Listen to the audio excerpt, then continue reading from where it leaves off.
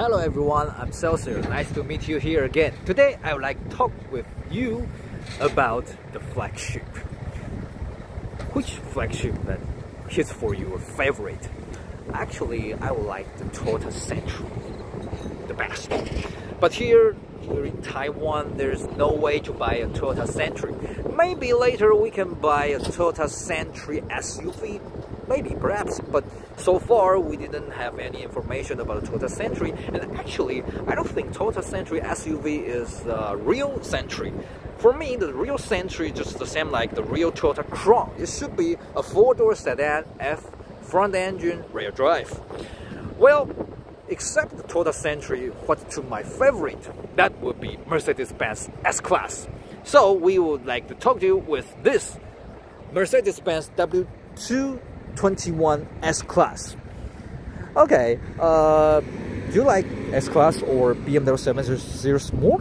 Actually, I like BMW 7 Series, but I think it is too sporty and it is a little bit harder to make the maintenance when we buy it, especially when the car gets some aged. But well, we have many people would like to enjoy the old S-Class because this car is much easier to maintain. Actually, I ever bought the W126 and the W140, and that made me a very good time. Well, but around the BMW 7 Series, okay, I ever bought the BMW E395 Series, but I never bought the BMW 7 Series at any generation because this car is a little bit hard to maintain. And talk about the gorgeous, I think the S-Class is more gorgeous than the BMW 7 Series. BMW 7 Series always make people think it is a sport car for the flagship. But Mercedes-Benz S-Class always make people think it is the standard flagship, except the W220. That is very interesting. The S-Class could trace back to the 300S. The chassis maybe called W186 or maybe 188. I'm not sure because the car is too old. It presented in 1950s, and later we got the W108 presented in 1960s. And at that while it's called S-Class. We got the SE or SEL, and later it becomes W116. And according to the 116, the Taiwan got many S-Class imported to Taiwan because we got a very good at economy. People will get rich and more rich, richer and richer. So we can purchase such flagship car. When I was very young, I can see a lot of W126 on the road and 140 at road. Especially at the 1990s, because people here in Asia, in Taiwan, in China mainland, we always think the W140 is the best S-Class before, because this car is very gorgeous, very big, and very luxury. But the European don't think so. European thought the W140 is too big. They got a very ugly oil consumption, so they would like to diet for the S-Class at W220. So the W220 got a smaller dimension, no matter at the width, no matter at the length, no matter at the height, and actually got downsizing the engine output. For example, we got 224 brake horsepower at W140 S320, but we just got 280 brake horsepower at W220, and the S500 is got the same problem. We got 326 brake horsepower at W140, but just 306 brake horsepower at W220. The W220 got too small. Maybe it got a little bit sportier, but too small. It is not a very exquisite, actually. I also think it as well. So when the W220 presented in Taiwan, people would like to buy the parallel import W140 around the world. That's very interesting. In the contrast, the BMW think, okay, that's fine. The S-Class got smaller. Let us to make the 7 Series bigger. So BMW presented the E65, E66 at 2001 with a very big dimension ever. We would think about the BMW 7 Series would be a sporty flagship, but not the BMW E65 and E66. The E65, E66 is a very big car. It's very gorgeous. People would think very surprised. Whoa, what BMW 7 Series should be like that? What the hell? But the BMW E65, E66 got many latest technologies, such like the iDrive system and the revolutionary pedal system, shifter system. So this car got a very big hit, and even that makes the Mercedes-Benz S-Class got very dangerous to lose the top sales.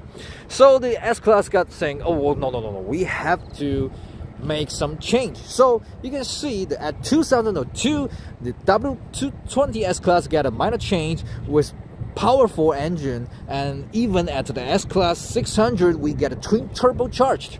Okay, the performance is very well, but you can't change the dimension around the length or the width.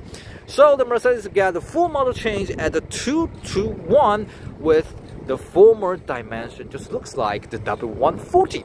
So people here in Taiwan got very happy. Oh well, our lovely S-Class is back, because people were eager for such S-Class for many years. So when the S-Class presented in the Frankfurt show at 2005 September, Taiwan got presented this car just at the September 2005. It is the first presented market except the German. That's very interesting. And at very first we got S350, S350L, S450 and the S500, and later we got S600, and even we have S300L here in Taiwan. The S300L was built specially for the China mainland, but Taiwan still got maybe just 100 or 200. I'm not sure, but not very much. And people would like to buy this car. This car sold very well.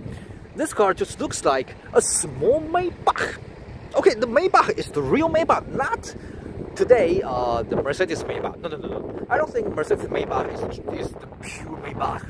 The pure Maybach should be the presented in 2002 called Maybach 57 and Maybach 62. The chassis called V240. The S-Class, the Maybach was built through the W140 and got a very exquisite, very gorgeous exterior. And what else? The W221 would be the smaller version about the Maybach. So people think, okay, we'll just buy this 221. We don't have to buy the Maybach because Maybach was too expensive. For example, when the W221 presented in Taiwan, the entry-level S350 short wheel version was sold around 4.5 million Taiwan dollars. But the Maybach cost 30 million Taiwan dollars as well. Certainly they got different equipment, they got different engine, but they got similar exterior. If you drive a Maybach, real Maybach outside, people will think, okay, it's just an S-Class, just W221. They don't think that it will be the Maybach. So there are very few Maybachs sold in Taiwan. Maybe just got 6 or just 7. I'm not sure. But there are many S-Class sold here in Taiwan. Now what we see, this S-Class is the minor change version. The W221 got a minor change at 2009. They got the different at the front lamp with the LED lamps right here, and the front grille and the front bumper, and the alloy wheel and the LED tail lamps. The others just looks like the same as the before minor change. And there's a little bit change at the interior, but not very important. And people would think, oh, this car got more fashion. So this car still sold very well here in Taiwan.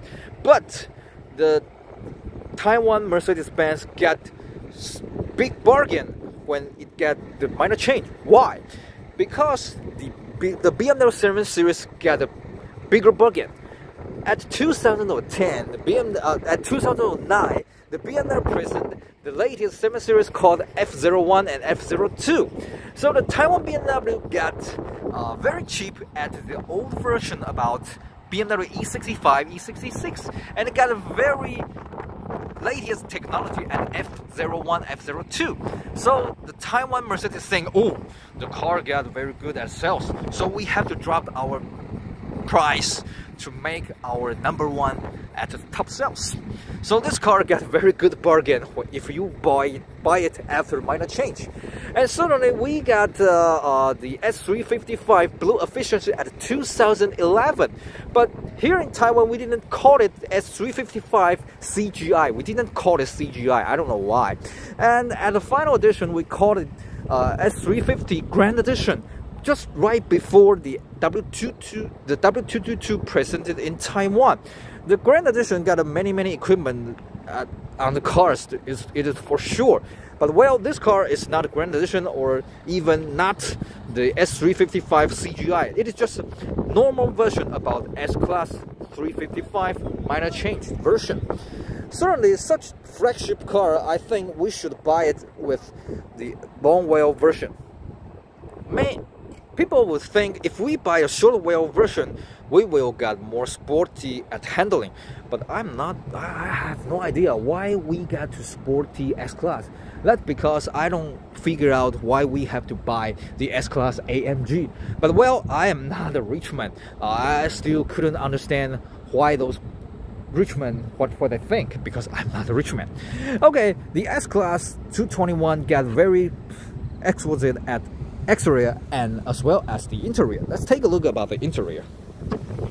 Okay, this car got the beige interior, and which will be option in Taiwan because people think the black interior is easy to maintain, but not for the beige. Actually, the beige interior is really hard to maintain. You can see here we got dirt right here because this car is around 15 years old, so they got some problem with the beige interior. But I don't think it's a problem because I like beige interior.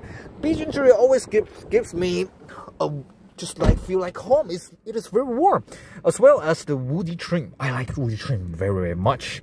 So the W221 got the woody handler with the leather handler. I like it very much.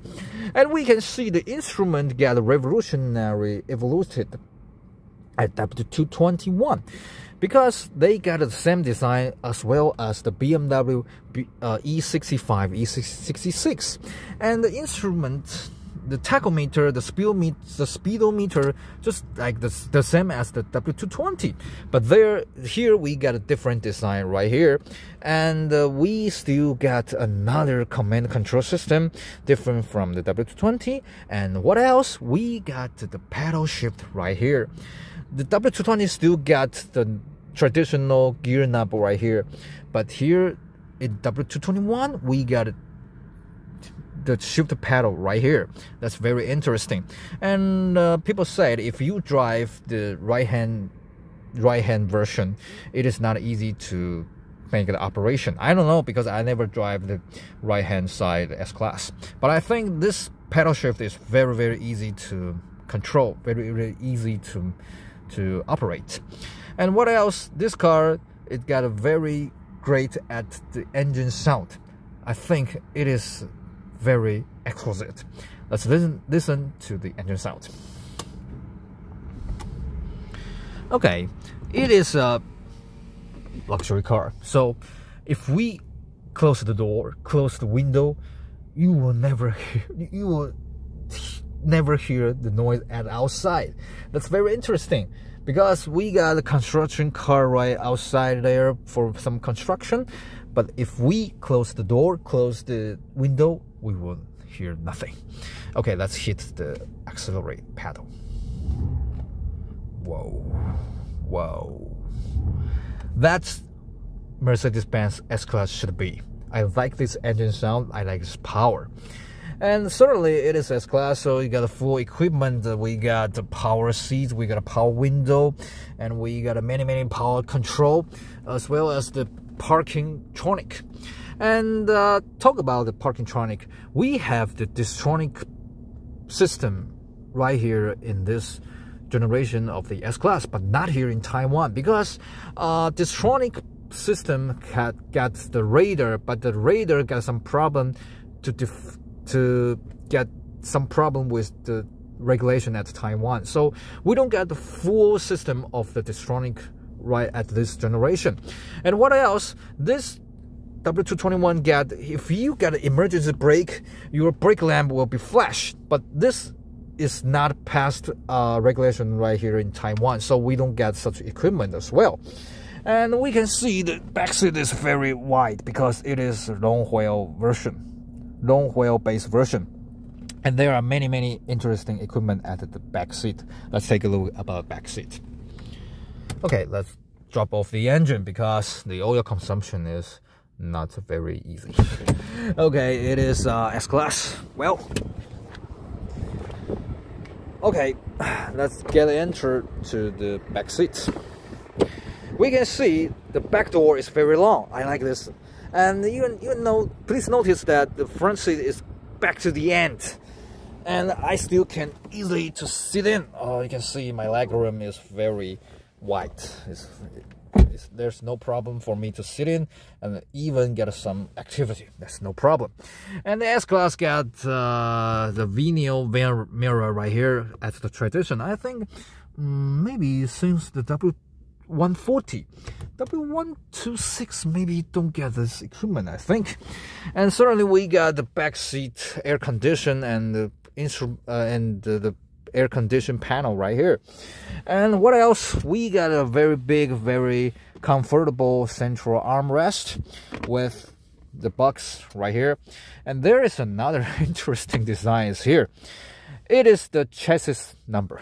I don't know why they got it right here. I have no idea, but I think it's very interesting. And all of those headrests at the back seat can be controlled at the front to flat down and to stand up again. That's very interesting. And actually, it's very comfortable to sit at the back seat at the S-Class. I always dream one day I would like to buy a brand new S-Class, and I will hire a driver to drive for me, and I sit at the back seat. That's the dream since I was very young. Sadly, I didn't make the dream come true, and I think I won't make it come true because I am not a rich man. Okay, let's make it a dream, just like a dream. Here, the S-Class, the W221 got very cheap at the second-hand market.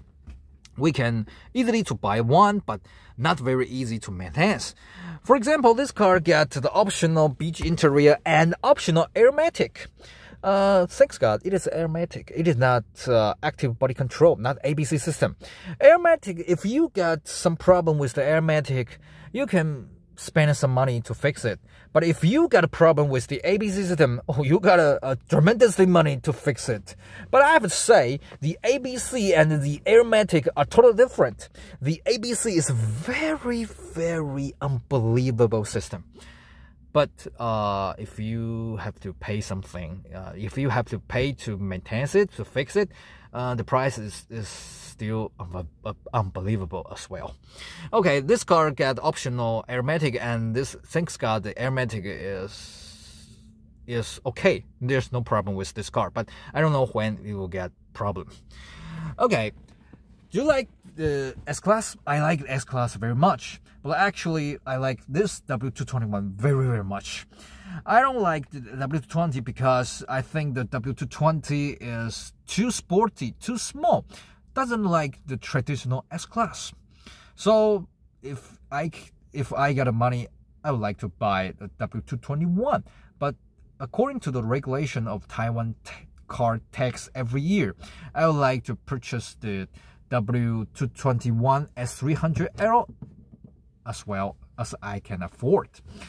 This car is my bad friend's cars, and he just bought this car this year, and he spent some money to fix some little problem and borrow me to make a test drive.